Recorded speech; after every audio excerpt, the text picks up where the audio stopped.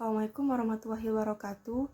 Nama saya Zahnura Sania Tahira, NIM 175-190, kelas analisis sekuritas H. Di sini saya akan sedikit memaparkan bagaimana kondisi indeks harga saham gabungan sebelum dan setelah pandemi virus corona masuk ke Indonesia. Sebelum itu, di sini saya akan sedikit menjelaskan tentang apa itu indeks harga saham dan apa itu indeks harga saham gabungan. Untuk bisa melakukan investasi di pasar modal dengan baik, kita harus mengetahui apa yang disebut dengan indeks harga saham. Indeks harga saham merupakan permulaan pertimbangan kita untuk melakukan investasi. Indeks harga saham adalah suatu angka yang digunakan untuk membandingkan perubahan yang terjadi pada harga suatu saham. Indeks harga saham ini merupakan ringkasan dari dampak simultan dan kompleks atas berbagai macam faktor yang berpengaruh, terutama fenomena-fenomena ekonomi. Bahkan dewasa ini, indeks harga saham dijadikan barometer kesehatan ekonomi suatu negara dan juga dijadikan sebagai landasan analisis statistik atas kondisi pasar terakhir. Pergerakan angka indeks akan menunjukkan perubahan situasi pasar yang terjadi. Pasar yang sedang aktif ditunjukkan dengan indeks harga saham yang mengalami peningkatan. Kondisi ini biasanya menunjukkan keadaan yang diinginkan oleh para trader dan investor. Dan saat keadaan pasar stabil ditunjukkan dengan indeks harga saham yang tetap. Adapun saat pasar sedang lesu ditunjukkan dengan indeks harga saham yang mengalami penurunan. Keadaan pasar secara umum dapat diketahui jika kita mengetahui indeks harga saham gabungan. Indeks harga saham gabungan atau yang biasa disingkat dengan IHSG merupakan salah satu jenis dari indeks harga saham. Indeks harga saham gabungan atau Composite Price Stock merupakan indeks gabungan dari seluruh jenis saham yang tercatat di Bursa Efek. IHSG merupakan indeks yang paling banyak digunakan dan dipakai sebagai acuan tentang perkembangan kegiatan di pasar modal. Mengapa? Karena IHSG menunjukkan pergerakan harga saham secara umum atau pergerakan semua harga saham yang tercatat di Bursa Efek. Seperti yang saya telah jelaskan tadi bahwa pergerakan angka indeks akan menunjukkan perubahan situasi pasar yang terjadi. Hal ini juga berlaku untuk indeks harga saham gabungan, sehingga apabila IHSG sedang menunjukkan penurunan, maka dapat dikatakan kondisi pasar dalam keadaan lesu. Turunnya IHSG tidak berarti seluruh jenis saham mengalami penurunan harga, tetapi hanya sebagian yang mengalami penurunan harga dan sebagian yang lain mengalami peningkatan. Demikian pula dengan peningkatan IHSG.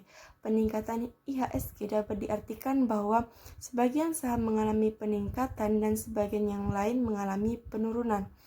Indeks harga saham gabungan mengalami perubahan setiap harinya. Hal itu terjadi karena harga saham individu di pasar juga mengalami perubahan setiap hari. Perubahan harga tersebut terjadi karena adanya faktor permintaan dan penawaran. Terdapat berbagai variabel yang mempengaruhi permintaan dan penawaran, baik yang rasional maupun yang irasional. Pengaruh yang sifatnya rasional mencakup kinerja perusahaan, tingkat bunga, tingkat inflasi, tingkat pertumbuhan, dan kurs valuta asing. Sedangkan pengaruh yang sifatnya irasional mencakup permainan harga dan rumor yang ada di pasar. Itu tadi sedikit penjelasan mengenai indeks harga saham dan indeks harga saham gabungan. Selanjutnya saya akan sedikit memaparkan bagaimana kondisi indeks harga saham gabungan sebelum dan setelah pandemi virus corona masuk ke Indonesia. Sebelum pandemi virus corona masuk ke Indonesia, IHSG telah menunjukkan tren penurunan. Hal itu dapat dilihat pada tanggal 14 Januari 2020, IHSG berada di level 6.235 dan IHSG terus mengalami penurunan hingga pada tanggal 28 Februari. IHSG berada di level 5.452. Tren penurunan ini dipengaruhi sentimen negatif dari virus corona yang menyebar begitu cepat di Cina. Sebagai negara dengan ekonomi yang cukup besar, Cina tentunya memberikan pengaruh signifikan atas ekonomi dunia. Dan pada tanggal 2 Maret 2020, Presiden Joko Widodo mengumumkan kasus positif pertama COVID-19 atau virus corona yang terdiri dari 2 orang. Pada hari itu, IHSG ditutup 91 poin ke level 5.361. Saat itu, tren IHSG memang sedang bearish. Namun, memang berita masuknya virus corona ke Indonesia langsung menjangkit pasar modal, sehingga IHSG terus merosot dengan penurunan yang cukup parah. Pada perdagangan 9 Maret 2020 misalnya, IHSG tutup turun hingga 6,5% ke level 5.136. Kejadian ini merupakan kejadian yang sangat langka.